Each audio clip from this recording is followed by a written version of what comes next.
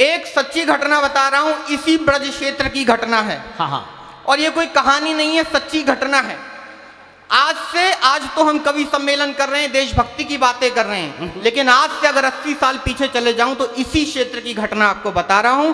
कुछ लोग एक दरवाजे पर आते हैं, खटखटाते हैं और अंदर से एक बूढ़ी माँ निकल के आती है। वो 3 लोग इसी क्षेत्र के होते हैं और कहते हैं, माँ, इस देश के अंदर अंग्रेजों ने अत्याचार करने शुरू कर दिए हैं और अब हमें हर घर से एक एक लड़के की जरूरत है। उस माँ के 3 बेटे थे। उस माँ ने अपने सबसे बड़े बेटे को आवाज दी। बेटा एक आवाज में दौड़ा चला आया। माँ ने कहा, आज भारत माँ ने तुझे याद किया है, जा इन लोगों के साथ चला जा। वो बड़ा बेटा उन तीनों के साथ विदा हो गया।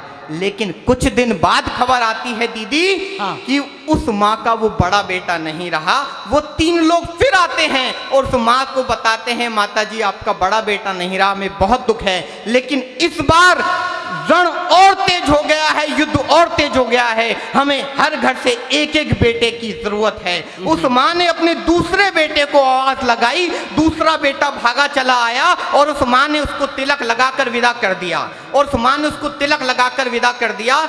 और ये देखकर वो तीनों लोग बहुत भाव विभोर हो जाते हैं। उस माँ को बताते हैं कि आपका दूसरा बेटा भी नहीं रहा। इस बार जब माँ तीसरे बेटे को आवाज लगाती है तो माँ का गला रुक जाता है, रुंध जाता है। माँ की आंखों से आंसू निकल आने लगते हैं। माँ आरती का थाल लेके आती है तो हाथ कपकपाने लगते हैं। माँ जब टीका लगा के विदा करती है तो माँ का अंगूठा कांपने लगता है। और ये देखकर सबसे छोटा बेटा बोलता है, माँ आज तेरी ममता जाग गई, आज देशभक्ति छोटी हो गई और तेरी ममता बड़ी हो गई। उस माँ का जवाब सुनना, और अगर लगे ये जवाब सिर्फ इस ब्रज क्षेत्र की माँ दे सकती है तो उस माँ के जवाब में, उस माँ के सम्मान के जवाब में एक बार पूरा आकाश भर तालियां 1 मिनट तक बजाना। पहले उस माँ का जवाब सुनना।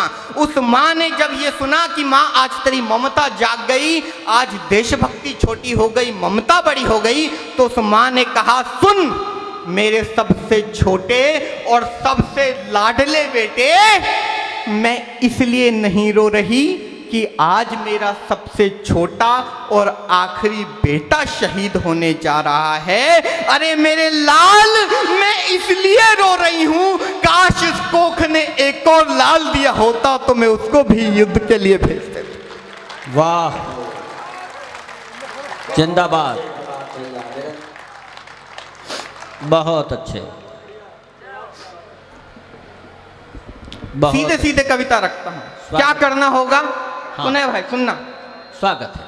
फूलों की राहें छोड़ हमें अब कांटों पर चलना होगा। बहुत अच्छा। कोई ताली मत बजाना, लेकिन अगर किसी शहीद का नाम आ जाए और तालियां बजाने का मन करे तो जो भी हाथ, 1-2 जो भी हाथ आगे से लेकर पीछे तक उठें, दोनों हाथ हवा में उठाकर इस तरह तालियां बजाना, क्योंकि इस तरह बजाई गई तालियां सीधा शहीदों के खाते में जाती है। मैं कविता पढ़ता हूं। फूलों की राहें छोड़ हमें अब कांटों पर चलना होगा, छोड़ मखमली सेजों को अंगारों साथ जलना होगा, नारी शक्ति को रण में आकर चंडी रूप धरना होगा।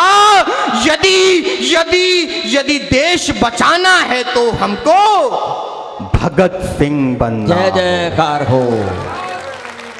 बहुत अच्छे प्रभात भैया, अभिनंदन। आपने प्यार भी भरपूर दिया, और अच्छा सुनाओ।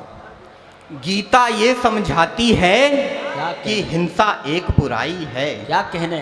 गीता ये समझाती है कि हिंसा एक बुराई है, पर धर्म की खातिर हिंसा हो तो बन जाती अच्छाई है। रास रचैया नटवर ने बंसी का राग सुनाया था, पर समय पड़ा जब कान्हा ने तब शस्त्र उठाया था। खुद जियो और जीने दो, ये गोकुल की परिपाटी थी, पर धर्म की हानि होने पर शिशुपाल की गर्दन काटी थी।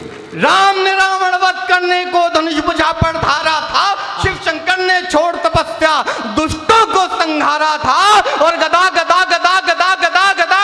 थाम कर हनुमान ने लंका असुरों पर वार किया, और धर्म की खातिर नारायण ने नरसिंह का अवतार लिया। बहुत अच्छे,